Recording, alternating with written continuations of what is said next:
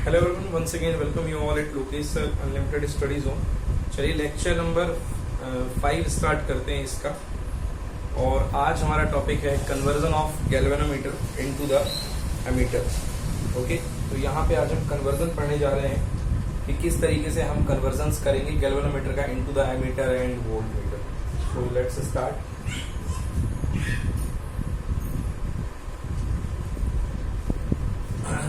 तो पहला हेडिंग डालिए, conversion of galvanometer into the ammeter.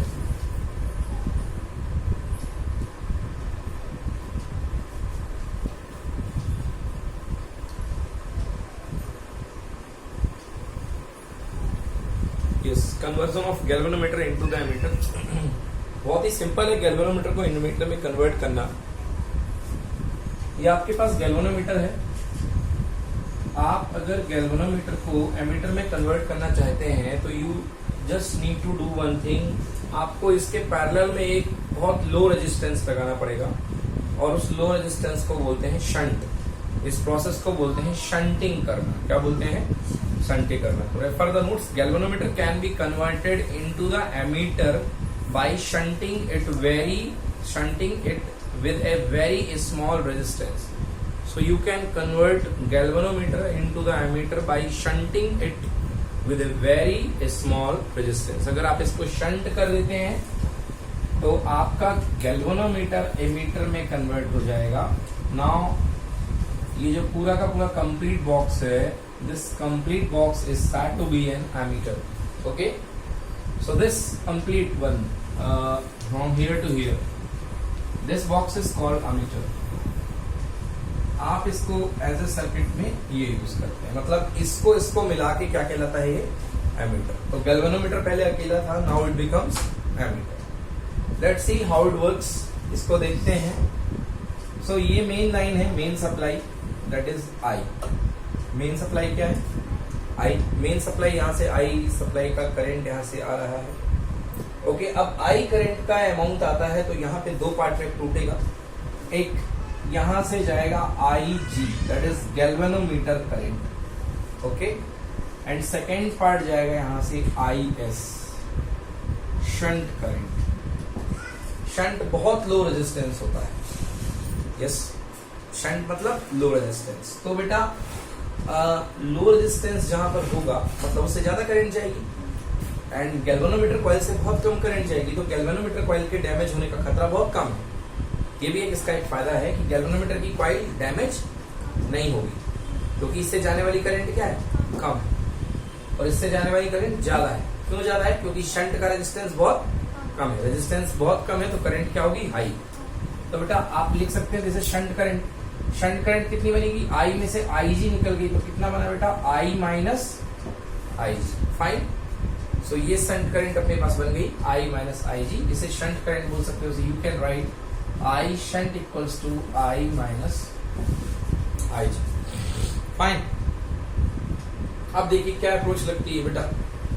जितना पोटेंशियल ड्रॉप होगा गैल्वेनोमीटर के क्रॉस, उतना ही पोटेंशियल ड्रॉप होगा इस शंट के क्रॉस। कारण क्योंकि पैरेलल में, तो पैरेलल में पोटेंशियल ड्रॉप क्या होते हैं? सेम। तो पोटेंशियल ड्रॉप, एक potential difference across the galvanometer and shunt resistance are equal. So let's इसको बनाते हैं। देखिए, so V across G equal to V across the shunt. Okay, तो V अक्रॉस G, इसके अक्रॉस कितना वोल्टेज आएगा? Voltage equal to current into resistance. Current कितनी है? IG। रेजिस्टेंस कितना है? G। So IG times of G equals to, इसकी करंट कितनी है बेटा? I minus IG। And shunt resistance equal to कितना है बेटा? S। Shunt resistance equals to S। अब आपको यदि S की वैल्यू निकालनी है तो very simple, S equal to, इसको नीचे ले आइए तो क्या बन जाएगा formula? IG divided by I minus IG multiplied by, यही इंपॉर्टेंट फॉर्मूला, इस पर न्यूमेरिकल बनता है, इस पर question. Okay, this is the shunt resistance. कितने अमाउंट का शंट रेजिस्टेंस होगा ये कैलकुलेट। IG को कहते हैं बेटा full scale deflection current. IG galvanometer current, उसी का दूसरा नाम होता है full scale deflection current. Okay, लिख लो IG। डोंट वरी, मैं जब न्यूमेरिकल कराऊंगा ना बिल्कुल क्लियर कर दूंगा। अभी आप टेंशन मत लो, न्यूमेरिकल जब मैं कराऊंगा तो बिल्कुल क्लियर करूंगा अच्छे से। IG means full scale deflection करेंगे, फुल स्केल डिफ्लेक्शन करेंगे, this is called IG. Okay,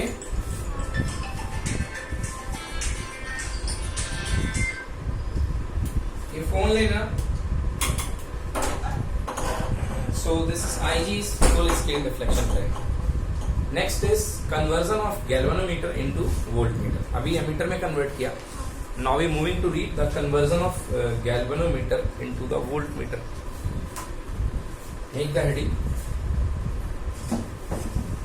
अब आपके पास यही गैल्वेनोमीटर है, अब आप इसको वोल्टमीटर में कैसे कन्वर्ट करेंगे ये।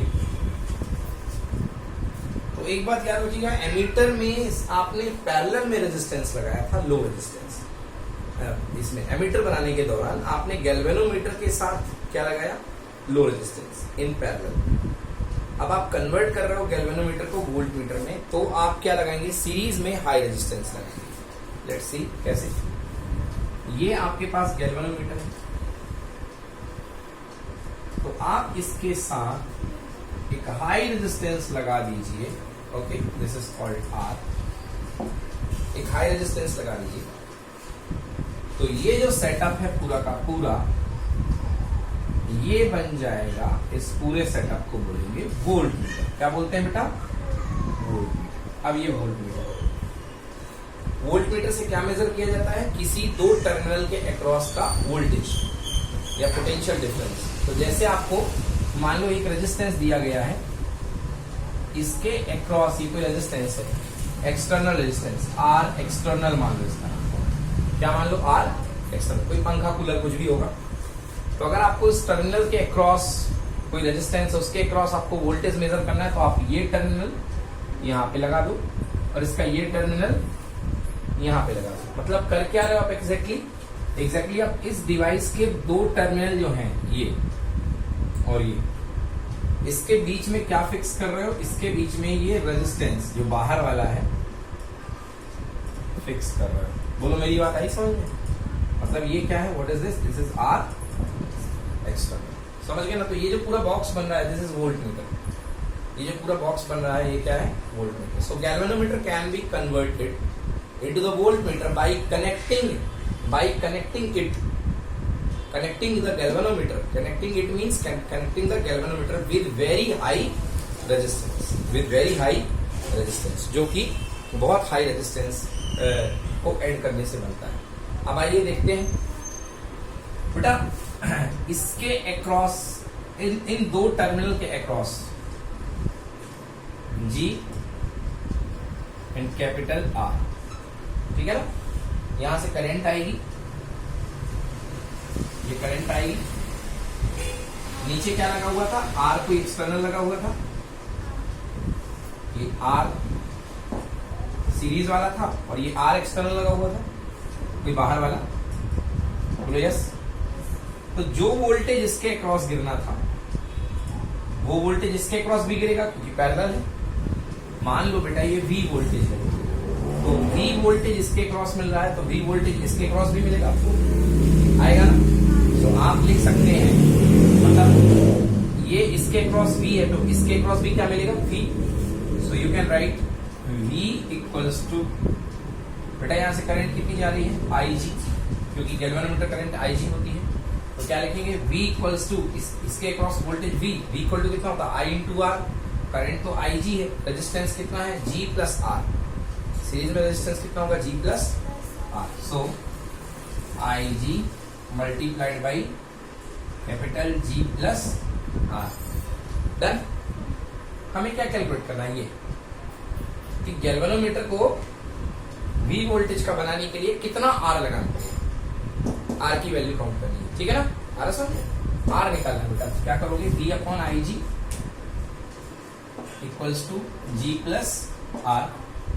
So the value of R equals to V upon IG minus what? आया समझ में ना? So this is the calculation for R. लिख लो।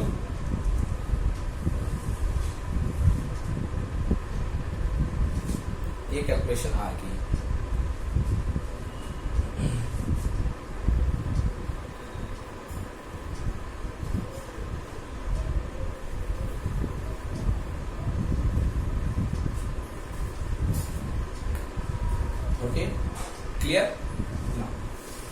Next, comparison between ammeter and voltmeter, और you can say difference between voltmeter and ammeter. Difference between voltmeter and ammeter. So here I have ammeter, here I have voltmeter. चलिए ammeter को symbol में बता देता हूँ. Ammeter is represented by ए, और इसको mains के साथ डायरेक्टली सीरीज में लगाया जाता है. जो मेन सर्किट होता है ना, उसके साथ डायरेक्टली इसको सीरीज में ही लगाया जाता है, क्योंकि पूरी की पूरी करंट इसे लेनी है. एमीटर हमेशा सीरीज में लगता है. 10th क्लास से पढ़ते आ रहे हैं. ओम्स लॉ में एमीटर पहली बार हम लोगों ने सीरीज में लगाया. यस और नो, एमीटर सीरीज में लगता है. देन सेकंड, वोल्ट मीटर आपको याद होगा. वोल्ट मीटर मींस ऐसे डिनोट होता है V, और वोल्ट मीटर हमेशा उन दो टर्मिनल्स के बीच लगाया जाता है जिनका अक्रॉस आपको वोल्टेज चाहिए. जैसे आपके पास मान लो A और B के अक्रॉस वोल्टेज चाहिए है, तो आप A और B के अक्रॉस इसको लगाओगे. डन.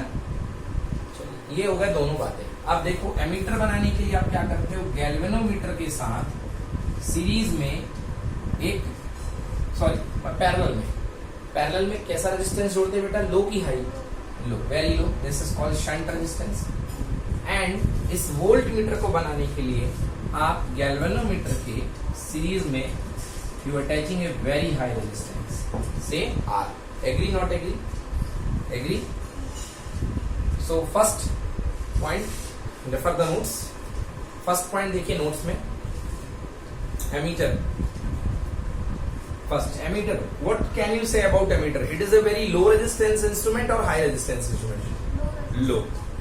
एक तो पैरेलल में लो, और पैरेलल में आपको पता है कि पैरेलल में लो का और लो हो जाता है. बेटा G तो लो था ही, और S था, तो यदि मैं इसका इक्विवेलेंट रेजिस्टेंस निकालूं तो आपको याद होगा वो R पैरेलल इक्वल टू होता है R1 R2 upon R1 plus R2. हाँ वही 1 upon R1 upon R2 solve करके आता है. तो ये G है, ये S है, तो इसका आंसर कितना आएगा, GS upon G plus S, जो कि छोटे से भी छोटा होता है. मतलब एमीटर का रेजिस्टेंस क्या होता है, बहुत कम, वेरी कम, बहुत कम होता है रेजिस्टेंस. ऐसा क्यों? ऐसा क्यों? इसलिए इतना कम रेजिस्टेंस लिया है एमीटर का, क्योंकि हम चाहते हैं एमीटर डिवाइस से करंट फ्लो करे. करंट पूरी फ्लो होगी तभी तो अच्छा एमीटर होगा, और करंट पूरी तब फ्लो होगी जबकि बेटा रेजिस्टेंस क्या होगा, बहुत कम. Done.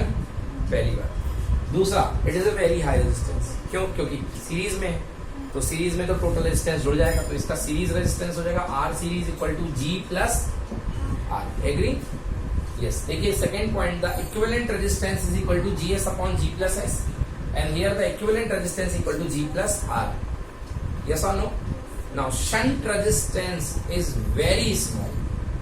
Shunt resistance is very small. Shunt जो रेजिस्टेंस होता है वो क्या होता है, वेरी स्मॉल. उसको निकाल सकते हो बेटा. S की वैल्यू अपन निकाली थी ना अभी, फॉर्मूला निकाला था, IgG upon I minus IG.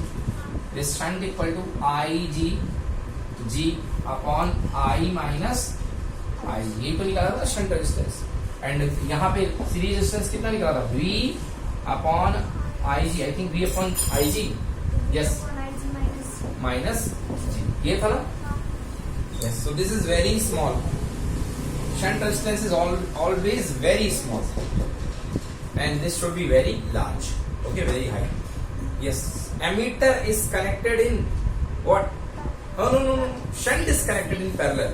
But ammeter with mains is connected in series, and voltmeter is connected in parallel with mains supply के साथ, है ना. But to convert the galvanometer into the voltmeter, you should convert the high resistance in series. Got? Okay, so ammeter is connected in always in series, and voltmeter is always connected in parallel. What you say about the ideal ammeter resistance? We want resistance should be very less. For ideal case, less का मतलब क्या होता है, 0. So for an ideal emitter resistance is 0, and for an ideal voltmeter resistance should be infinity. Yes or no? Next, ammeter का जो total resistance आएगा वो galvanometer से ज्यादा आएगा कि कम आएगा? कम, क्योंकि पैरेलल आपने ठोक दिया। पैरेलल तो हिंदी में कहावत, एक तो करेला ऊपर से नीम चढ़ा, कम का कम, समझ गया ना, और कम हो जाएगा। पैरेलल में कम ही तो होता है, छोटे से भी छोटा। And here in this the resistance is greater than that of voltmeter. Its resistance is greater than that of voltmeter. Wait. No, वो वोल्टमीटर को चेंज करो स्लाइड में, उसमें है गैल्वेनोमीटर। देखो क्या मैं कह रहा हूँ, टोटल सिस्टम का रेजिस्टेंस गैल्वेनोमीटर से ज्यादा होगा ना। बोलो, टोटल सिस्टम का रेजिस्टेंस, कंप्रेसर तो गैल्वेनोमीटर से है ना भाई, R प्लस G, तो G से ज्यादा हो गया ना। ओके, क्लियर हुआ। Next, it is not possible to decrease the range of a given ammeter. एक एमीटर की रेंज डिक्रीज करना पॉसिबल नहीं है। We will explain this through the numerical. And it is possible to decrease the range of a given voltmeter, but voltmeter की range change करना possible है। Voltmeter की ये दोनों पॉइंट जो है ये अपन को न्यूमेरिकल से समझ में आएगा कि एक रेंज से ज्यादा आप एमीटर को चेंज नहीं कर सकते हो। It is not possible to decrease the range. एक रेंज से ज्यादा आप नहीं कर सकते हैं कम एमीटर की रेंज, एमीटर की रीडिंग को, but it is possible to decrease the range of voltmeter. But voltmeter को आप बदल सकते हैं। उसका कारण ये है, आप ये रेजिस्टेंस है कितना हाई लगा लो मर्जी आपकी है, कितना भी हाई कर लो मर्जी आपकी है, बट आप इसको कितना लेस करोगे, एक लिमिट है एस को लेस करनी। एस को आप लिमिट से ज्यादा कम नहीं कर सकते हो, समझ गए ना। ऐसे याद रखना, आपको मैं बोलूं रोटी बनाने को, तो मोटी रोटी तो खूब बना सकते हो, 4 की एक बना दोगे, 5 की एक बना दोगे, 10 की एक बना दोगे, बोलो हाँ। पतली एक लिमिट तक ही बना सकते हो, उसके बाद नहीं बना सकते ना। तो ऐसे ही कुछ याद करने का तरीका है ना। चलिए done. So this is second part over हो गया है। अब चलते हैं चैप्टर का लास्ट पार्ट, थर्ड पार्ट, जिसमें एम्पियर सर्कुलर लॉ है। Okay, so now we are going to start the third part of this chapter and our first topic is cyclotron. क्या है साइक्लोट्रॉन? होता क्या है? Cyclotron is a device to accelerate the heavy particles. Charge particle, heavy charge particle को accelerate करने के लिए cyclotron का इस्तेमाल किया जाता है। ओके, नोट्स में रेफर कीजिए। साइक्लोट्रॉन दिखता कैसा है बेटा? साइक्लोट्रॉन में एसेंशियली कुछ पार्ट होते हैं, वो मैं आपके सामने बना रहा हूँ। मेरी डायग्राम उतने अच्छे नहीं बनते हैं क्योंकि मेरा डायग्राम पार्ट उतना अच्छा नहीं है, ठीक है। देखिए, सबसे पहले इसमें सामने से 2 डीज हुआ करते हैं, देखते जाओ। ये 2 डी जैसे हुआ करते हैं, घुमा लीजिए। चलिए, बस इससे अच्छा मैं नहीं बना सकता हूँ। ओके, ये फर्स्ट डीज है एंड ये सेकेंड डीज।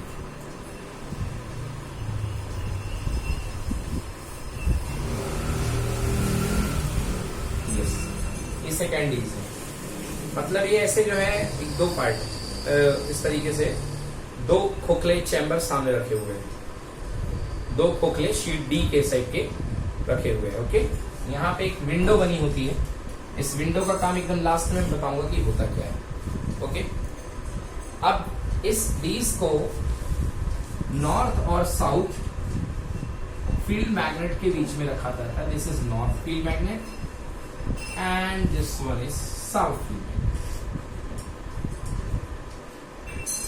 ये नॉर्थ है और ये साउथ है, जिसमें कि मैग्नेटिक फील्ड लाइंस जारी होती हैं कंटिन्यूअसली।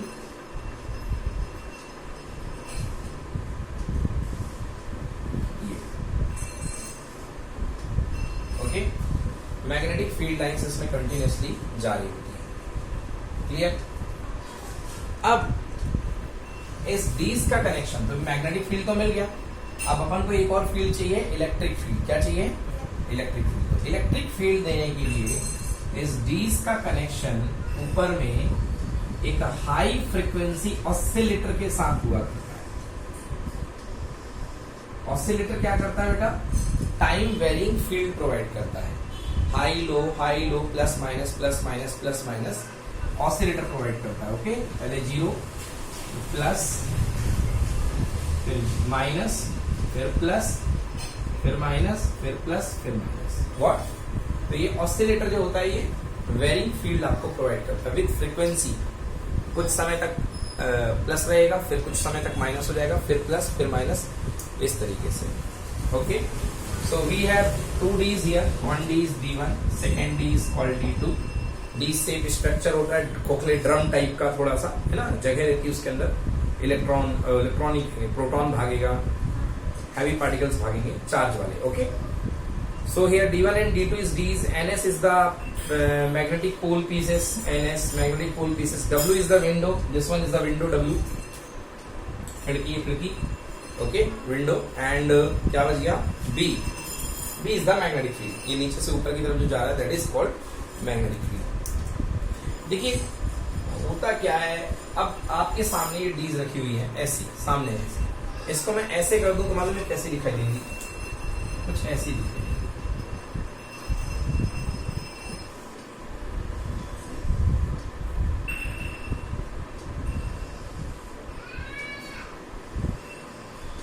बोलो एग्री नॉट एग्री? ये ऐसी है, ऐसी रखी थी अभी, अब मैंने ऐसी कर दी तो आपको फ्लैट ऐसी दिखाई देगी ना। और इसमें नीचे से ऊपर की तरफ आपके सामने की तरफ मैग्नेटिक फील्ड आ रहा है। क्या आ रहा है सामने की तरफ? Magnetic field. ठीक है ना बेटा?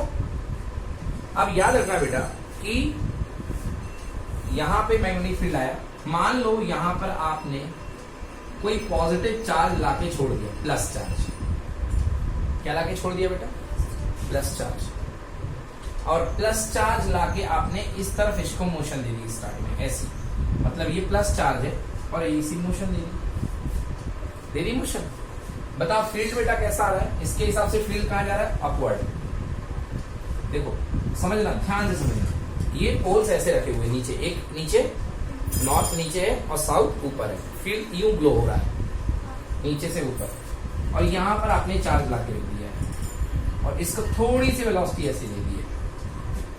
सही है? और आप इसी को इस चीज में समझो, फील्ड प्लेट को ऐसा था तो अपन दिखाने के लिए ऐसे कर दिए, फील्ड कैसे आएगा? बाहर की तरफ आएगा ना, और मैंने चार्ज को क्यों कर दिया? ऐसा दे दिया। बोलो यस। तो आप ये फील करो, चार्ज यूं जा रहा है और फील्ड कैसा जा रहा है बेटा? बाहर की तरफ ऐसा। ये बताओ एंगल कितने डिग्री है इसमें? बस यही सुनना था मुझे, एंगल कितने डिग्री है? 90। आपको पता है यदि कोई चार्ज प्लस क्यू है तो इस पर 90 डिग्री में लगने वाला फोर्स होता है F equal to q v. Sine 90 वाला हो जाएगा ना, तो F equal to q v. अब F equal to q v से ये मोशन करेगा। कैसा मोशन करता है? ये सर्कुलर मोशन करता है।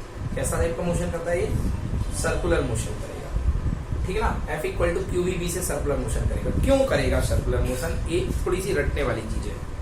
जब भी फील्ड और वेलोसिटी के बीच का एंगल 90 डिग्री हो, जब भी फील्ड और वेलोसिटी के बीच का एंगल कितने डिग्री हो? 90 डिग्री, तो मोशन हमेशा सर्कुलर होती है। तो मोशन हमेशा सर्कुलर होती है। जब भी फील्ड और वेलोसिटी के बीच का एंगल 90 डिग्री हो तो सर्कुलर मोशन होती है बेटा। तो यहाँ पर ये सर्कुलर मोशन करना शुरू कर देगा। ओके, क्लियर हुआ? ये अंदर से इसने सर्कुलर मोशन करना शुरू किया, प्लस ने सर्कुलर मोशन करना शुरू किया। बेटा देखो अंदर इसका कनेक्शन किससे लगा हुआ है बेटा? इसका कनेक्शन प्लस और माइनस से, क्योंकि ऊपर ऑसिलेटर लगा है, ये प्लस और ये माइनस। तो पहले साइकिल में ऑसिलेटर जब इस पोलैरिटी पे है तो ये वाला पार्ट प्लस होगा, तो ये वाला क्या काउंट होगा? माइनस। मतलब ये वाली प्लेट पे पॉजिटिव पोटेंशियल होगा और दूसरी वाली प्लेट पे कौन सा पोटेंशियल होगा? नेगेटिव। क्लियर हुआ? नेगेटिव। बट मैग्नेटिक फील्ड के कारण ये इलेक्ट्रॉन जो होगा ये अंदर सर्कुलर ऑर्बिट में घूमेगा। घूमेगा कि नहीं घूमेगा? बोलो यस और नो। क्योंकि मैग्नेटिक फोर्स लगेगा F equal to q v. अब आपके मन में दूसरा सवाल आना चाहिए, सर अंदर क्या इलेक्ट्रिक फोर्स नहीं लगेगा? बिल्कुल नहीं, क्योंकि मैंने आपको सिखाया था कि खोखले शेल में होती है इलेक्ट्रोस्टैटिक शील्डिंग, तो अंदर कोई फोर्स, इलेक्ट्रिक फोर्स नहीं लगेगा बेटा। इसकी फ्रीक्वेंसी कुछ इस प्रकार से सेट की जाती है कि जैसे यहाँ राउंड कंप्लीट करके आए और बाहर निकले वैसे ही नेगेटिव साइकिल शुरू हो जाता है। मतलब ये आएगा माइनस हो जाएगा, ये क्या हो जाएगा? प्लस हो जाएगा। क्लियर हुआ? एक मिनट, शुरुआत में क्या था ये बेटा? शुरुआत में ये माइनस था, ये प्लस था, तो ये अट्रैक्ट हुआ। अब अपोजिट हो जाएगा बेटा, ये हो जाएगा प्लस और ये हो जाएगा माइनस।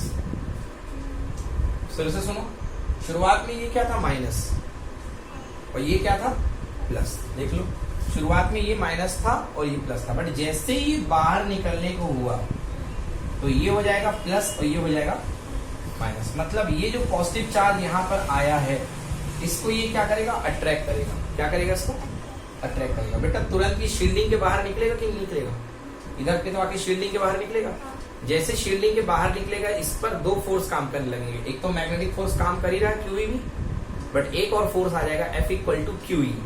क्या आ जाएगा, F इक्वल टू QE, क्योंकि खाली जगह है ना, थोड़ी सी खाली जगह है ना, तो QE, तो F equal to QE electric field के कारण इस पर थोड़ा सा यहाँ पे फोर्स काम करेगा। जैसे ही ये बाहर निकलेगा, बाहर जा करके इसको झटके से फोर्स लगेगा तो ये फ्लक्चुएट होएगा। तो बताओ एक्सेलरेट होगा कि डी एक्सेलरेट होगा, एक्सेलरेट। मतलब ऐसे यहां से तो बिंदास घूमते हैं, अब जैसे वाले जी एकदम से झटका लगेगा, तो यहां पर ये अपनी थोड़ी सी वेलोसिटी बढ़ा लेगा, थोड़ी सी वेलोसिटी बढ़ा लेगा। यस कि नो, जैसे थोड़ी सी वेलोसिटी बढ़ाएगा बेटा, जैसे ही वेलोसिटी बढ़ाएगा, ये बाहर निकलेगा तो सर्कुलर पाथ था, जैसे बाहर वेलोसिटी बढ़ाएगा उसी में उसकी रेडियस थोड़ी सी बढ़ जाएगी, रेडियस थोड़ी सी बढ़ जाएगी, और ये नया पाथ फिर अंदर आकर के राउंड राउंड राउंड राउंड घूमेगा, मगर अंदर कोई इलेक्ट्रिक फोर्स काम नहीं करेगा। मतलब कांस्टेंट वेलोसिटी से, कांस्टेंट स्पीड से सर्कुलर ऑर्बिट में चक्कर लगाएगा। फिर जैसे ये बाहर आएगा, तो अभी ये था माइनस और ये था प्लस, जैसे बाहर निकलने को होगा ये क्या हो जाएगा, माइनस, तो ये क्या बन जाएगा, प्लस, अपोजिट पोलरिटी। फिर ये आएगा, फिर से यहाँ पे एक्सेलरेट हुआ और फिर यहाँ पे ऑर्बिट कंप्लीट करेगा, फिर यहाँ पे आएगा, फिर ऑर्बिट कंप्लीट करेगा, फिर ऑर्बिट कंप्लीट करेगा। ऐसे करते करते करते करते करते करते करते फाइनली इस विंडो के पास पहुंचेगा। बेटा समझ रहे हो, मतलब यहाँ पे यही चीज मैंने वहां पे दिखा दिया आपको। तो ये घूमते घूमते घूमते घूमते घूमते घूमते फाइनली इस विंडो के पास पहुंचेगा, जब इसकी रेडियस बड़ी हो जाएगी, और जैसे ही इस विंडो के पास पहुंचेगा, इसका विंडो को क्या कर देंगे हम, ओपन, तो वो बाहर निकल करके आ जाएगा। क्यों, क्योंकि ये पार्टिकल बहुत हाई वेलोसिटी एक्वायर कर चुका है, कर चुका कि नहीं कर चुका, बहुत हाई वेलोसिटी पे आ चुका है। अब हाई वेलोसिटी पे आने के बाद इसका मोमेंटम बहुत बढ़ चुका है, क्योंकि momentum P equal to mass into velocity. अब ये बहुत हाई स्पीड गेन कर चुका है, पहले स्लो था, फिर और तेज और तेज और तेज और तेज और तेज। तो अब अपन इसको निकाल करके यहाँ से किसी के भी ऊपर, टारगेट के ऊपर अपन क्या कर सकते हैं, इसको गिरा सकते हैं। तो यहाँ से निकलेगा, टारगेट रखा है, जाके अटैक करेगा, खटैक करेगा कि नहीं करेगा, ये है सिंपल, है ना। तो ये है अपना साइक्लोट्रॉन। चलिए पढ़ते हैं। देखिए आपको जो मैंने सारी चीज बताई है वो लिखी हुई है वर्किंग में।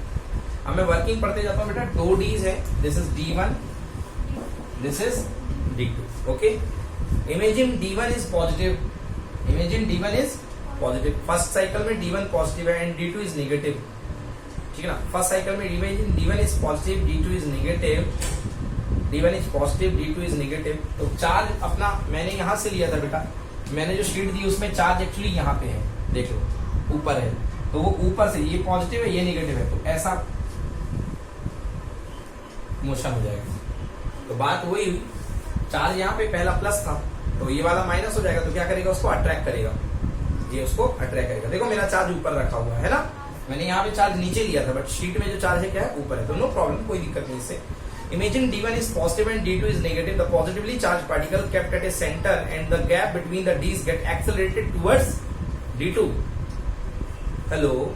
Did the charges get accelerated towards D2? Yes, क्यों भैया, इलेक्ट्रिक फील्ड लग रहा है ना उस पे, तो F equal to QE से चार्ज क्या हुआ, एक्सेलरेट करेगा। Yes, no? So due to the perpendicular magnetic field, according to the Fleming left-hand rule, the charge gets deflected and describe a semi-circular path. Yes or no? करना तो circular चाहेगा, मगर आधे रास्ते तक ही है, आधे रास्ते तक ही लग रहा है मैग्नेटिक फील्ड, तो इसलिए क्या करेगा, सेमी सर्कुलर पाथ यहाँ पे क्रिएट करेगा। समझ गया ना। और फिर इलेक्ट्रिक फील्ड लगने के कारण दूसरा सेमी सर्कल थोड़ी बड़ी रेडियस का होगा, क्योंकि थोड़ा सा यहाँ झटका मिल गया ना कि यस। हाँ, describe a semi circular path when it is about to leave D2, जैसे ही ये D2 को छोड़ने वाला होता है बेटा, D2 क्या था, निगेटिव था, जैसे ये D2 को छोड़ने वाला होगा तो D2 क्या बन जाएगा, निगेटिव, D2 क्या बन जाएगा, सॉरी पॉजिटिव, और ना पहले ये पॉजिटिव था, D1 पॉजिटिव था और D2 क्या था, निगेटिव था, जैसे ही निगेटिव खत्म होगा यहाँ पर आएगा, ये बन जाएगा पॉजिटिव और ये बन जाएगा निगेटिव, समझ में आया ना? So I am reading this, when it is about to leave the D2 becomes positive and D1 becomes negative. So again ये जैसे ही निकलेगा इसको 3 अट्रैक्ट करेगा, बोलेगा आजा. So therefore the particle again accelerated into D1 where it continues to describe the semicircular path. In this the process continues till the charge traverses through the whole space in the D's and finally it comes out with a very high speed through the window. आया समझ में ना? Okay. Now we are discussing about the theory. चलिए इसकी theory and फॉर्मूले discuss करते हैं बेटा. इसके थ्योरी और फॉर्मूले आते हैं.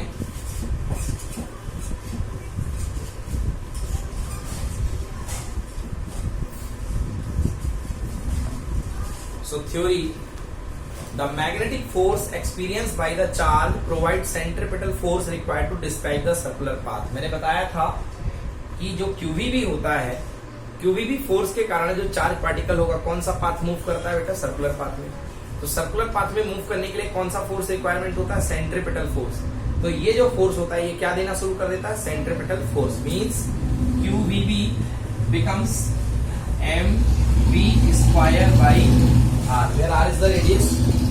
QVB becomes mv square by r. QVB sine 90 था, मैंने QV बस लिख दिया बेटा. 1v से 1v क्या हो गया, कैंसिल बेटा. वेलोसिटी आ गई, स्पीड आ गई, वेलोसिटी मत कहो, स्पीड आ गई बेटा. कितना, speed equal to v q r upon m. This is speed of the particle. Okay, where m is the mass of the charge particle, q is the charge, v is the velocity of the path of radius. Okay, v is the velocity on the path of radius r. Velocity हर radius के अलग अलग निकलेगी, ये r radius पर velocity है, ठीक है ना. क्योंकि जब रेडियस आगे जाके बढ़ेगी तो वेलोसिटी भी बढ़ जाएगी, एक्सेलरेट हो जाएगा particle. And B is the magnetic field, B is the magnetic field. Now बेटा अब निकालते हैं बेटा time taken to charge to describe the semi circular path inside. Time, कितना टाइम लगा इस सेमी सर्कुलर पाथ को बनाने में. Time equal to distance upon speed. Time equal to distance upon speed. बेटा यहां से यहां जाने में डिस्टेंस कितनी होगी, पाई आर. 2 पाई आर का आधा, बिकॉज ये कैसा है बेटा, सेमी सर्कुलर है. तो सेमी सर्कुलर सर्कमफेरेंस कितनी होती है, पाई आर. तो pi R, distance is pi R and speed is v. v की वैल्यू रख दो बेटा, v की वैल्यू रख दो. v अभी निकाला अपन ने. Okay, so pi r divided by B q. अरे आर मैंने अलग अलग बना दिए, कोई ना, पाई आर ही रहने दो बेटा, ऐसा वाला, नहीं तो कंफ्यूज जाओगे. B Q R upon M, पलटी मार के एम कहाँ आ गया बेटा, ऊपर. सो आर से आर कैंसिल, कितना आ गया, pi M by B Q. This is time period to describe the semi circular path. Clear?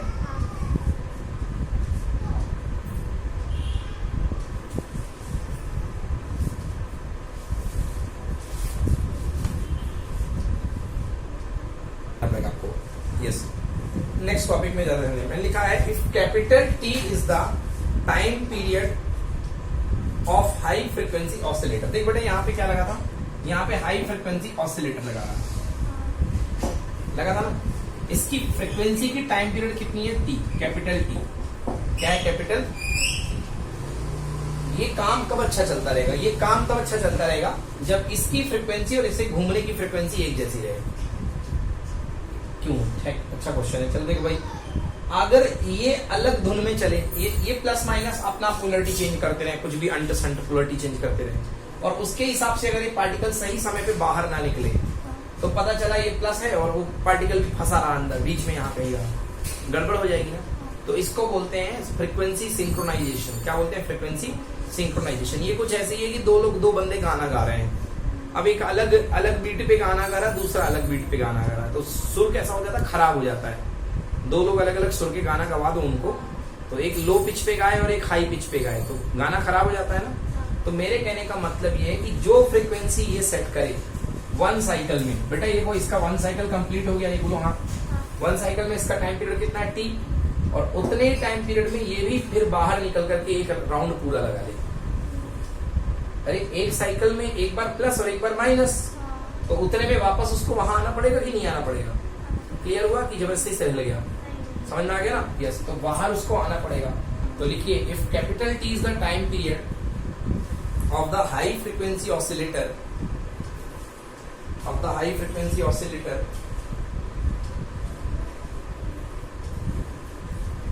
capital T is the time period for high frequency oscillator, then for resonance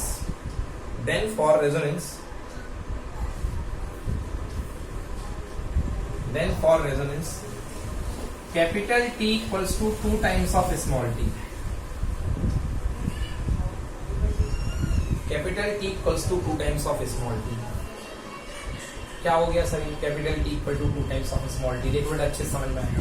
बेटा ये T जो था ये आधे रास्ते का था ना, आधे रास्ते का था। तो अगर एक टाइम पीरियड कह रहे हो यहाँ से यहाँ तक पूरा जाने में, तो एक टाइम पीरियड में कितने रास्ते ट्रेवल होंगे? एक रास्ता कि 2 रास्ता? हाँ, तो मतलब हाई फ्रिक्वेंसी ऑसिलेटर का एक टाइम पीरियड इस पॉजिटिव चार्ज के कितने टाइम पीरियड के इक्वल होगा? 2 टाइम पीरियड के, तभी सिंक्रोनाइजेशन मेंटेन होगा। तो this is capital T equal to small two T. तो कैपिटल टी इक्वल टू, बेटा देख टी की वैल्यू क्या है? Pi M upon V Q. Value put कर दो 2 pi M upon V Q. ये लिखो भाई, ये टाइम पीरियड है। ओके, नाउ लिखो नेक्स्ट साइक्लोट्रॉन फ्रीक्वेंसी।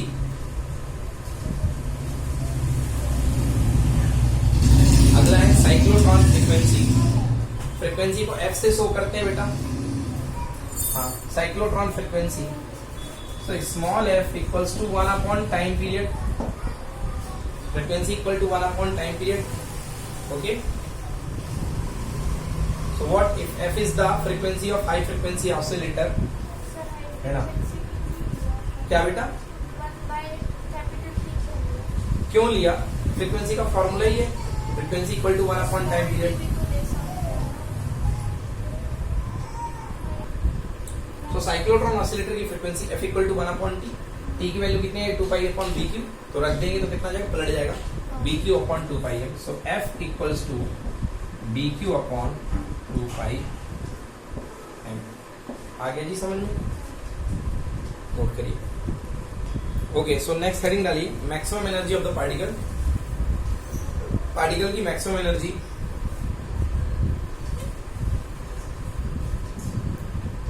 पहले काइनेटिक एनर्जी निकाल लेते हैं, उसके बाद मैक्सिमम एनर्जी निकालेंगे। देखो वो भी समझ में आएगा। काइनेटिक एनर्जी सब बच्चे जानते हैं। Kinetic energy of the particle half m v square, half m. बेटा वेलोसिटी मैंने निकलवाई आप लोग को, देखो क्या थी velocity? B Q R upon m, ठीक ना? Speed B Q R upon m, B q small r upon m का होल स्क्वायर। एक एम से एक एम कैंसिल हो जाएगा, ठीक ना? कितना बचेगा? Half B square Q square r square. बेटा नीचे 2 एम है, ऊपर 1 एम है, तो 1 एम कैंसिल कर दो, नीचे कितना बचेगा? 1 एम, ठीक है ना? ये आई है एनर्जी किसी भी इंस्टेंट पर, क्योंकि मैंने यहाँ पे आर स्मॉल लिया है। बट जब आपके पास जो डीज होगा, ये मान लो देखो ये डीज है, अभी आपके पास यहाँ पे एनर्जी छोटी आर पे है। आर मतलब छोटा सा, कहीं भी मान लो यहाँ पे स्मॉल आर ये भी है, स्मॉल आर ये भी है। बट जब एग्जैक्टली लास्ट पे पहुंचेगा उस समय ये हाईएस्ट वेलोसिटी गेन कर चुका होगा। Agree not agree? क्योंकि हाईएस्ट पे सबसे ज्यादा बार इसे एक्सेलरेशन के धक्के लग चुके होंगे और ये हाईएस्ट वेलोसिटी मेंटेन कर चुका होगा। उसी समय इसकी एनर्जी सबसे ज्यादा होगी, रगड़ होगी ना? तो इस समय एनर्जी ज्यादा होगी। तो एनर्जी लिखता हूं मैं, कितनी होगी भाई एनर्जी इसकी? Half B square Q square by R M. तो at for maximum kinetic energy small R becomes what? Capital R. Small R किसके इक्वल हो जाएगा? कैपिटल आर के इक्वल हो जाएगा। और आपकी जो एनर्जी आएगी उस समय देखिए कितनी आ जाएगी? Half B square Q square capital R square upon m. Note कर लो। तो ये है मैक्सिमम काइनेटिक एनर्जी। बोलो क्या प्रॉब्लम है? भाई आर मैक्सिमम होगा लास्ट में जाएगा तभी तो मैक्सिमम एनर्जी होगी, ठीक है ना। Ampere circuital law, okay heading डालिए जी, एम्पियर सर्कुटल लॉ।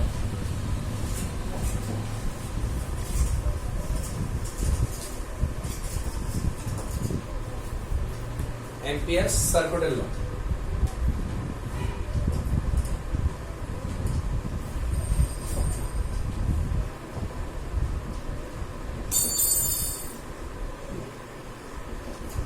क्या कहते थे, देखिए गॉस ने क्या कहा था, गॉस थ्योरम मैंने पढ़ाई थी। गॉस ने कहा था कि टोटल इलेक्ट्रिक फ्लक्स का सरफेस इंटीग्रल, इलेक्ट्रिक फ्लक्स का, याद करो, इलेक्ट्रिक फील्ड का, सॉरी इलेक्ट्रिक फील्ड का सरफेस इंटीग्रल क्या देता है, इलेक्ट्रिक फील्ड का सरफेस इंटीग्रल जो होता है वो किसके इक्वल होता है, that is equals to total electric flux. याद आया, total electric flux, and this is equals to q upon epsilon naught. याद आया, तो ये इलेक्ट्रिक फील्ड में पढ़ाया था मैंने, ई डॉट डी एस का whole integral is equals to q by epsilon naught and this is equal to electric flux, ठीक है ना। इसके लिए हम लोगों ने, ऐसा करने के लिए हम लोगों ने चार्ज डिस्ट्रीब्यूशन को लेकर के एक गॉसियन सरफेस बनाया था। क्या बनाया था, मतलब यदि किसी लोकेलिटी में कहीं पर कोई चार्जेस हैं तो उन चार्जेस को लेकर के हम एक सिमेट्रिक सरफेस एज्यूम करते थे and that surface is called Gaussian surface. मामला ये था कि इलेक्ट्रिक फील्ड प्रोवाइड करने के लिए पूरा पूरा ठेका चार्ज ने संभाल रखा था, बट आज मैग्नेटिक फील्ड प्रोवाइड करने के लिए एक ठेका किसने संभाल रखा है, करंट कंडक्टर ने। क्योंकि हमने पहली थ्योरी में यही पढ़ा था कि जब कोई करंट से किसी कंडक्टर से करंट फ्लो होती है तो उसके चारों तरफ क्या सेटअप होता है, मैग्नेटिक फील्ड। तो बेटा वहां पे था गॉसियन सरफेस, अब यहाँ पे बनेगा बेटा एक सरफेस जिसका नाम है एम्पीरियन सरफेस। क्या बनेगा, एम्पीरियन सरफेस। एम्पीरियन सरफेस भी सिमेट्रिक सरफेस है। वो किसके अबाउट थी, गॉसियन सरफेस चार्ज के अराउंड, बोलो हाँ। और ये एम्पीरियन सरफेस किसके अराउंड होगी, करंट के अराउंड, किसके अराउंड, करंट के अराउंड। तो एम्पीरियन सरफेस हम कंसीडर करते हैं करंट के अराउंड, ठीक है ना। तो एम्पियर का सर्कुटल लॉ बनता है। अब क्या बनता है एम्पियर का सर्कुटल लॉ, देखिए वहां पे इलेक्ट्रिक फील्ड था, यहाँ पे मैग्नेटिक फील्ड है, ठीक है ना। वहां पे इलेक्ट्रिक फील्ड था, यहाँ पे मैग्नेटिक फील्ड है। एम्पियर सर्कुटल लॉ कहता है कि मैग्नेटिक फील्ड का, मैग्नेटिक फील्ड लाइंस का, मैग्नेटिक फील्ड वेक्टर का लाइन इंटीग्रल, कौन सा इंटीग्रल, लाइन इंटीग्रल आपको क्या प्रोवाइड करेगा, क्लोज पाथ में लाइन, जो वहां सरफेस थी यहाँ लाइन है, मतलब यहाँ पे अलोंग द बाउंड्री चलोगे, यहाँ पे चलोगे अलोंग द बाउंड्री। सुनो बेटा, सरफेस और लाइन में क्या फर्क है, ये छल्ला है कोई, तो यदि आप यहां से चल करके पूरा इधर आते हो, समझ गए ना, और सारी क्वांटिटी जो भी आती है उसको कंसीडर करते हुए आते हो, तो इसको बोलते हैं लाइन इंटीग्रल लेगा। और अगर आप यहाँ पे पेंट ब्रश मारना शुरू करते हो पूरे में, तो पूरा सरफेस कवर कर रहे हो ना, तो ये कहलाता है सरफेस इंटीग्रल। तो जब आप केवल बाउंड्री के अलोंग चलोगे तो वो कहलाएगा लाइन इंटीग्रल, और अगर सरफेस के ऊपर चलोगे तो सरफेस इंटीग्रल। तो ये है एम्पियर सर्कुटल लॉ में कि मैग्नेटिक फील्ड वेक्टर का लाइन इंटीग्रल जो होता है वो उस एम्पीरियन सरफेस से, वहां पे क्या होता था गॉसियन सरफेस, यहाँ पे क्या होगा एम्पीरियन सरफेस, उस एम्पीरियन सरफेस से जो नेट करंट जा रही है, व्हाट नेट करंट, आई, क्या नेट करंट है, आई का म्यू नॉट टाइम्स होता है। कितने टाइम्स, म्यू नॉट टाइम्स। समझ में आया कि नहीं आया, क्या फर्क था वहां पे, वहां था इलेक्ट्रिक फील्ड का सरफेस इंटीग्रल टोटल चार्ज का, वहां पे म्यू नॉट की जगह कौन आता था, 1/एप्सिलॉन नॉट। और यहाँ पे मैग्नेटिक फील्ड वेक्टर का लाइन इंटीग्रल, वहां इलेक्ट्रिक फील्ड वेक्टर का सरफेस इंटीग्रल, और यहाँ मैग्नेटिक फील्ड वेक्टर का लाइन इंटीग्रल टोटल करंट का, जो करंट एम्पीरियन सरफेस के भीतर है उसका कितने गुना, म्यू नॉट टाइम्स। समझ में आ गया, कोई दिक्कत। सो डेफिनेशन हुई इसकी, the line integral B dot D L the close मतलब ये बॉल लगी मतलब ये close, the close line integral v dot dl for a closed curve, for a closed curve, close curve की जगह आप ये भी लिख सकते हो for a closed amperian loop, amperian loop लिख सकते हो, is equal to mu naught times the net current I, mu naught times look here, mu naught times of the net current I threading through area bounded by the curve, threading through the area bounded by the curve। Threading का मतलब क्या होता है? Threading मतलब उस loop से, उस area से, उस सरफेस से निकलने वाली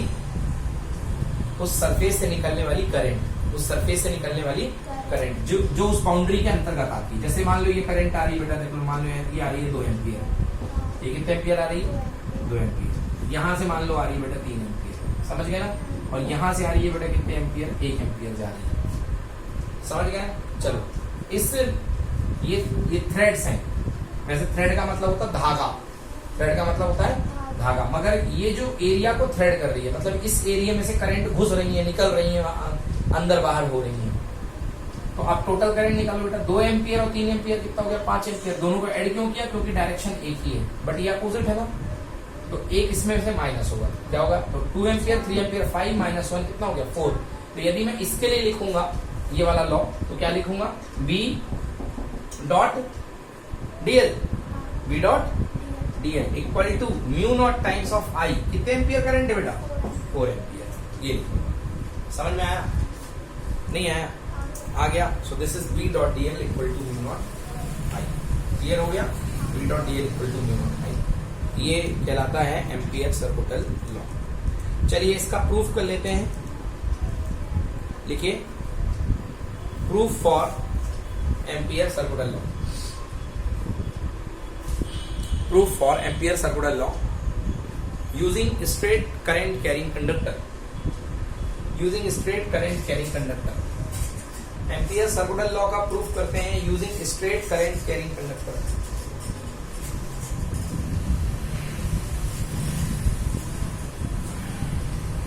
okay, straight current carrying conductor. चलिए देखिए जी बेटा कैसे करेंगे। ये मान लो बेटा ये कोई करंट कैरिंग कंडक्टर है, इसमें से I करंट जा रही है, करंट कैरिंग कंडक्टर, इसमें से I करंट जा रही है। इसकी जो मैग्नेटिक फील्ड जानेंगे, कैसे बनते थे? कंसेंट्रिक सर्कल्स, लूप्स बनते थे ना, तो ये इसके कंसेंट्रिक लूप्स बन रहे हैं। एक ये बनेगा, जितना दूर जाओगे तो इंटेंसिटी वेरी होगी। दूसरा ये बनेगा, तीसरा ये बनेगा। कैसा बनेगा? देखो बेटा ऐसा, यहां से बाहर आएगा और यहां अंदर जाएगा, तो यहां अंदर जा रहा है और यहां बाहर आ रहा है। ये अंदर जा रहा है, ये बाहर आ रहा है, ये अंदर फील्ड जा रहा है और ये बाहर फील्ड जा रहा है। ये करंट निकल रही है इस तरीके से, ठीक है ना? ओके, ये हो गया। अब इसी चीज को आप यहां पे बनाओ। देखो ये करंट कहां जा रही है? ऊपर। अभी तो ये 3D व्यू था, अब मैं इसको 2D में बना रहा हूँ। ये करंट ऐसी है, इस डायग्राम को मैं बेटा ऐसे कर रहा हूँ, पलट रहा हूँ आपके सामने। तो ये करंट कंडक्टर ऐसा था, ये आपके सामने ऐसा ले रहा है। तो अब यहां में से मतलब करंट कहाँ आएगी बेटा? बाहर। बोलो यस। ये करंट आ रही है, देखो पेन की नोक के जैसे बाहर आ रही है, पेन की नोक के जैसे बाहर आ रही है। बेटा आपने इससे R रेडियस पर, L लेंथ पर आपने एक एम्पीरियल लूप ले लिया, आपने एक एम्पीरियल लूप ले लिया, ये ले लिया आपने।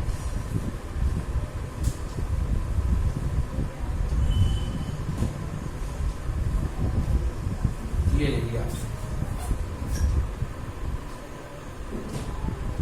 तो बेटा इसमें से I करंट थ्रेड हो रही बाहर की तरफ, बाहर निकल रही ना। मैंने गोला नहीं बनाया बेटा, हालांकि है ना, अरे मतलब इस सर्कल टाइप का थोड़ा सा चला लेना, है ना, अजीब सी रोटी बन गई है। तो ये करंट I थ्रेड हो रही है, उसके अबाउट जो एम्पीरियल सरफेस कैसा बनेगा? सिमेट्रिक बनेगा, कंसेंट्रिक सर्कल्स। तो ये सर्कल होना था एक्चुअली, है ना। तो ये चलो कोई नहीं, फिर भी अपन ने मान लो ये करंट आ रही है I एम्पियर की, इसके अबाउट अपन ने बना दिया। अब यहां से इसकी दूरी कितनी है?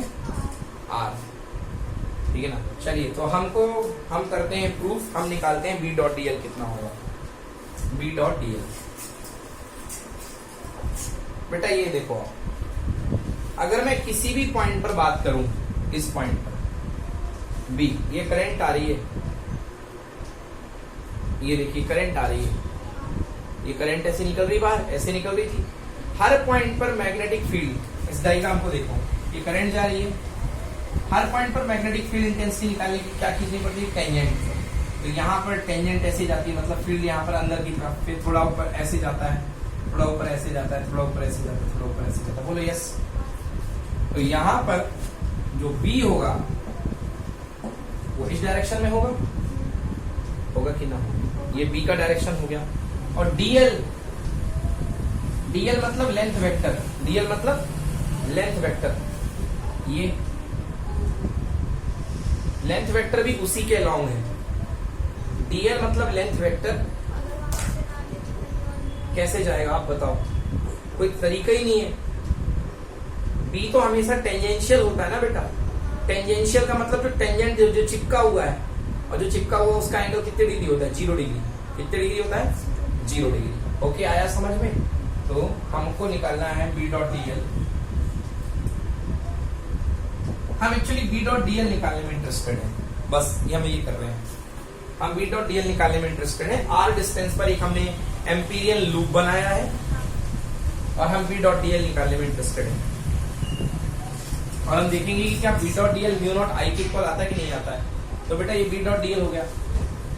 Now B dot D L बेटा फॉर्मूला डॉट प्रोडक्ट का, A dot B equal to mod A mod B cos theta. तो मॉड ए वो क्रॉस में होता है बेटा, साइन क्रॉस में, डॉट में A dot B, mod B mod D L and कितना कॉस ऑफ थीटा। तो मैंने cut, very good, tangent 0 degree है, कॉस 0।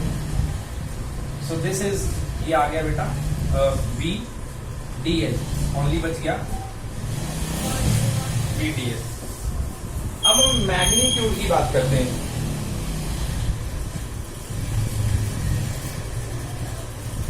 अब यदि हम मैग्नीट्यूड की बात करें, so everywhere magnitude does same और वेरी होगा कि सेम होगा हर जगह आर डिस्टेंस पर, क्योंकि अगर आपके पास this is current carrying conductor and at this distance is R, so everywhere direction would change but the magnitude remains same. Agree? So here remain same. So B को constant, तो हम क्या ले सकते हैं, बाहर, जो चीज कांस्टेंट है उसको बाहर ले लो, बी का मैग्नीट्यूड, बिकॉज जितनी इंटेंसिटी यहाँ पर है उतनी इंटेंसिटी यहाँ पर है, बट फर्क कितना है, यहाँ पर बी की वेक्टर ये है, बी की वेक्टर ये है, यहाँ पर बी की वेक्टर ये गई है, इस पॉइंट पर बी की वेक्टर कैसी होगी, ऐसी। बट हम तो मैग्नीट्यूड की बात कर रहे हैं ना, so it is same everywhere. तो बेटा बी को मैं बाहर ले लूं, पक्का ना, अंदर क्या बचेगा बेटा, ओनली इंटीग्रेशन ऑफ डीएल। अब आप याद करो, मैंने आपको स्ट्रेट करंट कंडक्टर के कारण बी की वैल्यू मैंने आपको पढ़ाई थी, स्ट्रेट करंट कंडक्टर के कारण बी की value mu naught I upon 2 pi R. Okay, so value put कर दो, mu naught I upon 2 pi R. अब मुझे बताओ डीएल मतलब लेंथ का integral, length integral, total length, bounded length कितनी रेडियस है, आर रेडियस की बाउंडेड लेंथ कितनी होगी, बोलो कितनी होगी, आर रेडियस पर ये टोटल लेंथ कितनी होगी भाई, बस वही तो सुनना है। तो कितना हो गया, 2 पाई आर, 2 पाई आर से 2 पाई आर कैंसिल, आंसर कितना आ गया, mu naught times of I, मतलब B dot D L equal to mu naught I. Hence integration of B dot dl becomes mu naught I. So this is proven the Ampere circular law. Okay, B dot dl equals to mu naught I. Any problem?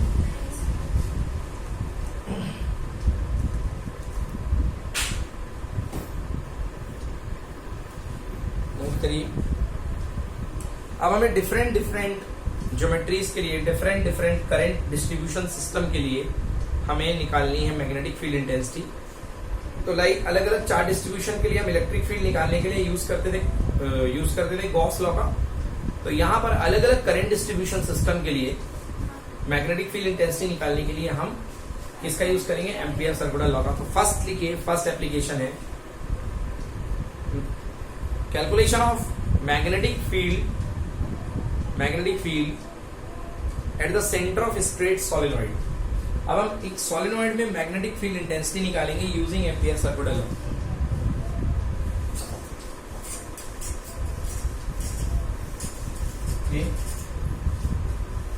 So magnetic field intensity निकालनी है।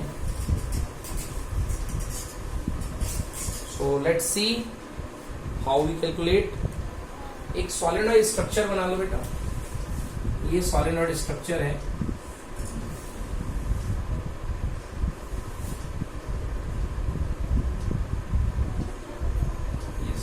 ये solenoid structure है। अगर आपकी solenoid ideal है, बहुत ज्यादा फेरे लगे हुए हैं उसमें, तो एक रिजल्ट आता है, बाहर फील्ड एग्जिस्ट नहीं करता, वो हम बता देंगे अभी आपको। ये देखिए, ये नीचे से फेरा गया, ओके, नीचे से टर्न गया, ऊपर से घूम करके आएगा।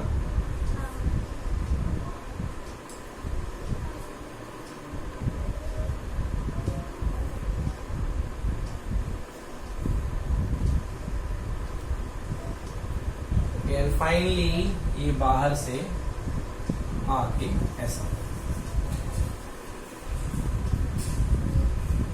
करंट ये गई, यहां से इधर से जाएगी। करंट इस पार्ट में अंदर घुस रही है और इस पार्ट में करंट बाहर आ रही है। इन हर जोन में करंट अंदर जा रही है, इससे बाहर आ रही है। ओके, चलिए ठीक है। अब यदि मैं बात करूं डायरेक्शंस की, तो इसमें देखो, इसमें करंट कहां जा रही है? अंदर, पीछे वाले में। तो यहाँ पे फील्ड कैसा जनरेट होगा? Anti clockwise. ये क्लॉकवाइज, ये अंदर की तरफ है। वेट वेट वेट, हाँ अंदर की तरफ है, एंटी क्लॉकवाइज।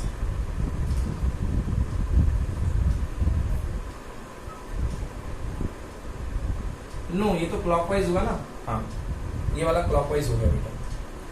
देखो ये करंट अंदर गई, देखो ध्यान से, ये करंट अंदर गई। वैसे इतना मुश्किल नहीं है, मैंने आपको रूल बता रखा है।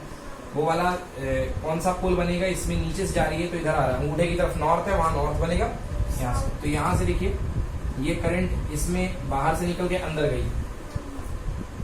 तो ऐसा होगा ना, ऐसा, ये वाला, तो क्लॉकवाइज। ठीक है, इस तरीके से यहाँ पर ये लूप्स जो है बनने शुरू हो जाएंगे। यहाँ पर देखिए बाहर आ रही है करंट, यहाँ पे करंट बाहर आ रही है, तो इधर की तरफ उल्टे, ये है एंटी क्लॉकवाइज। समझ में आया? तो फाइनली देखते जाओ तो ये देखिए, ये आया, ये ऐसे जब छल्ला बड़ा बनेगा, ये ऐसे जाएगा, तो जाता किसमें भाई? साउथ में। किसमें जाता है? ये साउथ बनेगा, और ये वाला क्या बनेगा? नॉर्थ। क्लियर है? तो ये वाला पोल साउथ बन जाएगा, ये पोल नॉर्थ बन जाएगा। बट मगर हम पढ़ नहीं रहे, एक्चुअली हमें ऐसे बता दिया यहाँ पे कि ऐसा ऐसा होना है। ये तो हम पहले ही कर चुके ना। मेन हमारा काम क्या है जी?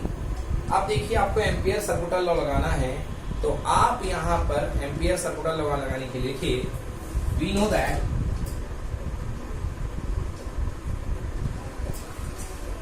Integration of B dot D L equal to mu naught into net current I, है ना।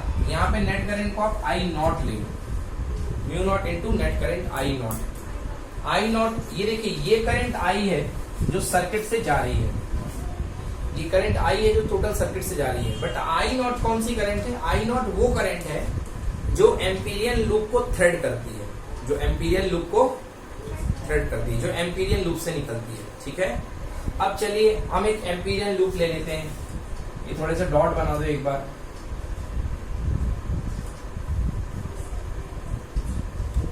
ठीक है ना। वीडियो देखने वाले बच्चों, इसको कंफ्यूज मत होना, एक्चुअली पिछले क्लास का है, थोड़ा सा मैं पढ़ा चुका था। यहाँ पे इस चीज की कोई जरूरत नहीं है, बस ये है कि ये साउथ बनेगा, ये नॉर्थ बनेगा। हम मेन बात कर रहे हैं एक एम्पीरियन लूप की। तो चलिए हम एक एम्पीरियन लूप ले लेते हैं। ये मैंने एक एम्पीरियन लूप ले लिया,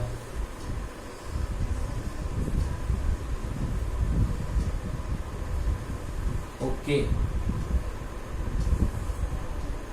इस एम्पीरियल लूप की लेंथ है ए। ओके, इस एम्पीरियल लूप की लेंथ कितनी है?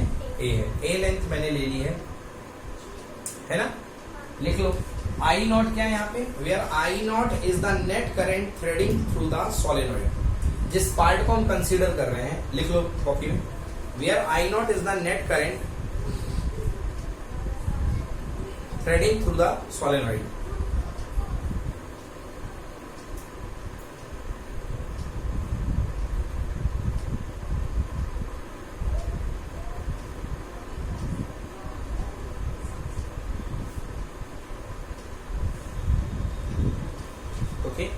इस लूप का नाम ले लो पी क्यू आर एस, इस पॉइंट का नाम पी ले लो, इस पॉइंट का नाम क्यू ले लो, इस पॉइंट का नाम आर ले लो, इस पॉइंट का नाम एस ले लो।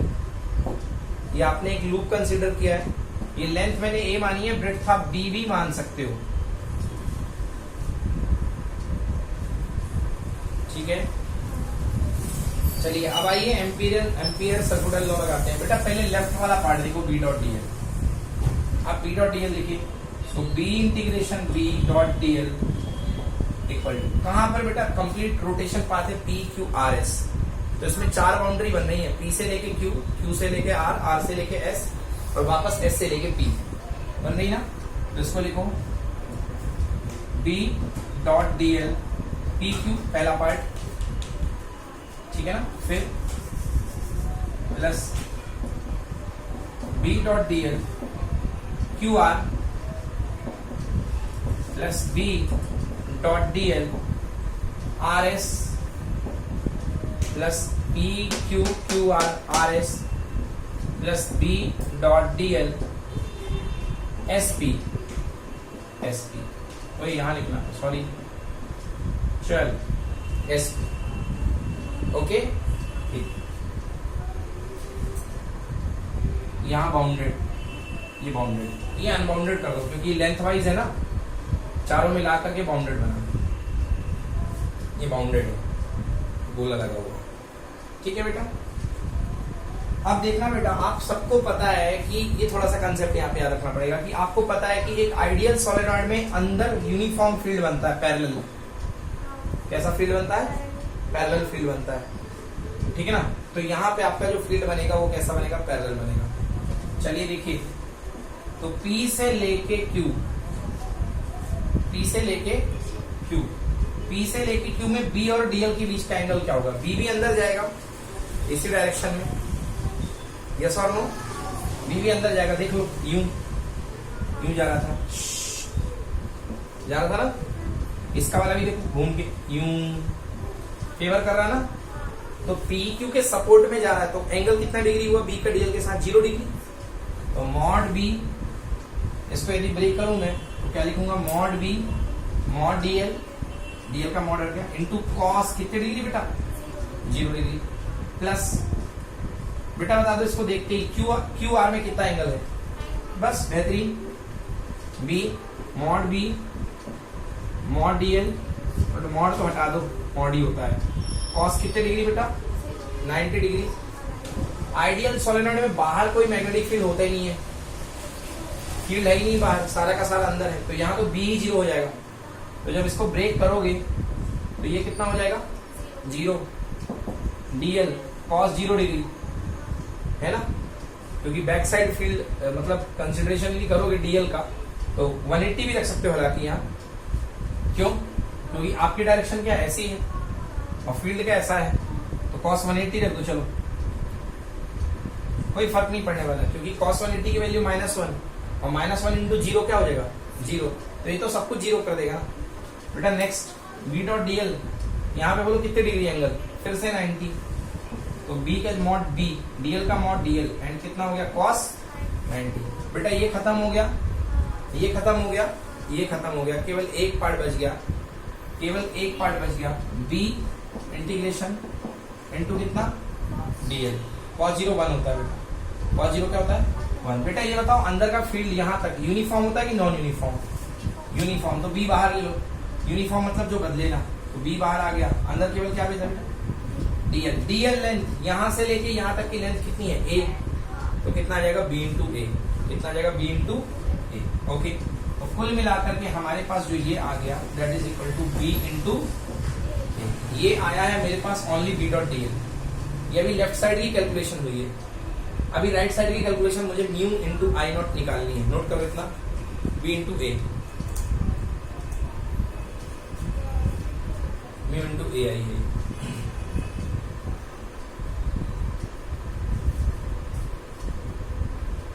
तो देखिए B डॉट डी एल हमारे पास आ चुका है B इंटू ए। तो मैं ये पार्ट रफ कर रहा हूं, ये पार्ट रफ कर रहा हूं। तो मैंने यहां पे लिख दिया this is B into A equal to mu naught into I naught. देखिए मैंने I नहीं लिखा था यहां पे क्योंकि मेरा I एम्पीरियल लूप से जाने वाली करंट I नहीं है। मेरे एम्पीरियल लूप में कुछ ये अमाउंट की करंट, क्योंकि इतने फेरे इतने टर्न्स है मेरे पास, पूरे नहीं है, कुछ टर्न्स ही है, लिमिटेड टर्न्स, उसकी करंट मुझे निकालनी है। अब थोड़ा और ध्यान से समझिएगा मैं क्या बोल रहा हूं। बेटा सोलेनॉइड में number of turns per unit length कितने लिए जाते हैं? Small L. कितने होते हैं? Number of turns per unit length equal to small N. तो यहाँ पे मेरे पास मतलब यूनिट लेंथ में यानी कि वन लेंथ में कितने टर्न्स होंगे? n। तो l लेंथ में कितने टर्न्स होंगे? n into l। अरे बेटा वन लेंथ में n टर्न्स है तो l लेंथ में कितने होंगे? n into l। तो a लेंथ में कितने होंगे? n into a, n into a। तो यहां से यहां तक लेंथ कितनी है? a। यस और नो? तो a लेंथ में कितने टर्न्स होंगे? n into a। Done. Her turn में कितनी करंट जा रही है? जो यहां जा रही है I, यहां से I जा रही थी ना, तो हर टर्न में I जाएगी। तो NA टर्न में कितनी जाएगी? जैसे दो टर्न्स होते तो कितनी जाती? 2I। 3 टर्न्स होते तो 3I। तो NA टर्न्स है तो कितनी जाएगी? NAI। मतलब यहां जो करंट थ्रेड हो रही है एक्चुअली I नॉट क्या बन के निकल करके आ रही है? NAI। समझ में आया ना? तो यहां पे लिख सकता हूं मैं N स्मॉल a इंटू कितना बेटा? I। समझ में आया? What is n? n is the number of turns per unit length। Solenoid में यही चलता है, स्मॉल n। ओके बेटा, a से a क्या हो गया? कैंसिल। तो b equal to mu naught n multiplied by I। This is the magnetic field inside the solenoid. ठीक है ना? हाँ। अब यहाँ पे जो I है एक्चुअली वही करंट है जो आप सोलेनॉइड में एंट्री करवा रहे थे। ठीक है ना? है ना? जो लीड से जा रही थी सोलेनॉइड की वो है I, और I नॉट जो थी वो उस लूप से थ्रेडिंग होने वाली करंट थी। तो आप यदि सोलेनॉइड के सेंटर पर मैग्नेटिक फील्ड निकालना चाहते हैं तो that is equal to mu naught N I. Clear हुआ? क्लियर हुआ? ये आ गया ना, म्यू नॉट एन आई। हाँ, किसी एक एंड पर निकालना हो तो रट लो थोड़ा सा बेटा, बी एंड, किसी कोने पर, है ना? तो याद कर लो, ये याद करने वाला टॉपिक है। बी एंड किसी एक कोने पर that is equals to mu naught N I divided by. ये भी कभी कभी पूछ सकता है, तो रट लो B and equal to mu naught N I divided by 2। Mu naught N I divided by 2। Done? चले आगे? Okay. Magnetic field due to toroidal solenoid.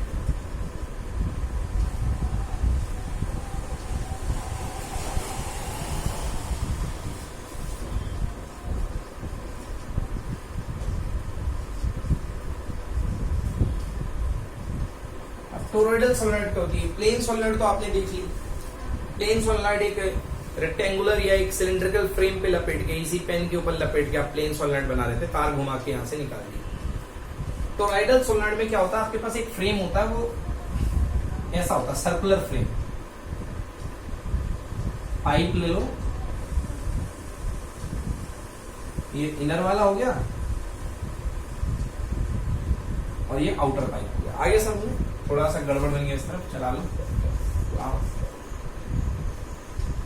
ठीक है, ये बन गया अपने पास एक पाइप।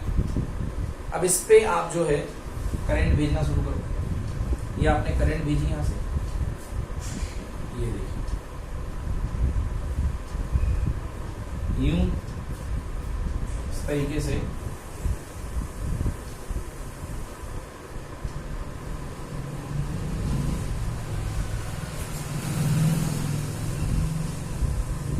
ये लीजिए, करंट आई गई और करंट आई आ गई। डन।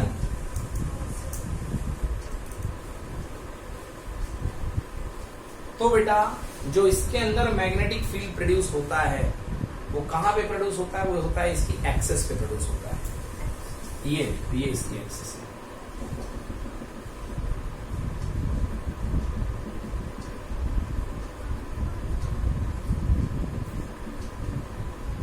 ये इसकी एक्सेस पे प्रोड्यूस होता है।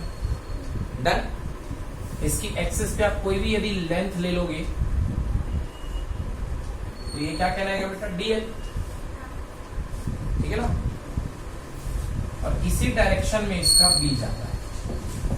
इसके मैग्नेटिक फील्ड की भी डायरेक्शन यही हुआ करती है, बी, टेंजेंशियल।